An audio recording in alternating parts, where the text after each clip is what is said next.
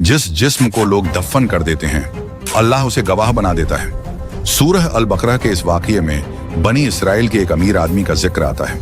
उसकी कोई औलाद नहीं थी, उसके पास बहुत सारा माल और दौलत था, सिर्फ एक भतीजा था जो उसका वारिस था। एक रात उस अमीर आदमी का कत्ल हो गया। कातिल ने उसकी लाश रात के अंधेरे में किसी दूसरे शख्स के दरवाजे पर फेंक दी। सुबह जब लोगों ने देखा तो बड़ी बहस और फितना शुरू हो गया। कातिल कौन है किसी को पता नहीं था। लोग एक दूसरे पर इल्जाम लगाने लगे और हालात ऐसे हो गए कि आपस में लड़ाई होने ही वाली थी। सबसे हैरतअंगेज बात यह थी कि उस मरहूम का भतीजा खुद सबसे ज्यादा रो रहा था। वह चिल्ला चिल्ला कर कह रहा था, कातिल को ढूंढो, कातिल को पकड़ो। वह झूठे आंसू बहा रहा था, गम का दिखावा कर रहा था। हालांकि हकीकत यह थी कि वही असली कातिल था। उसने अपने ही चाचा को सिर्फ माल और दौलत के लिए मारा था ताकि जल्दी से वारिस बन जाए। जब बहस और ज्यादा बढ़ गई और लोग और ज्यादा परेशान हो गए तो अक्लमंद लोगों ने कहा, क्यों आपस में लड़ाई कर रहे हो?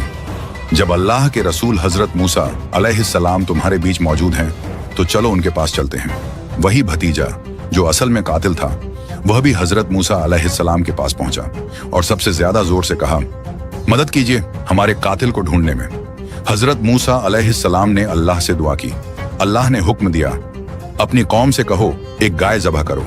जब हजरत मूसा अलैहिस्सलाम ने अपनी कौम को अल्लाह का हुक्म सुनाया तो बनी इसराइल ने कहा, क्या आप हमसे मजाक कर रहे हैं? हमने कत्ल के बारे में पूछा है और आप गाय ज़बह करने को कह रहे हैं। हजरत मूसा अलैहिस्सलाम ने फरमाया, मैं अल्लाह की पनाह मांगता हूँ जाहिलों में से होने से।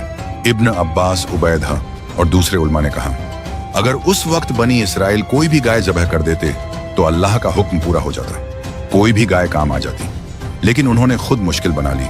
अगले पार्ट को देखने के लिए सब्सक्राइब करें, लाइक करें और कमेंट जरूर करें।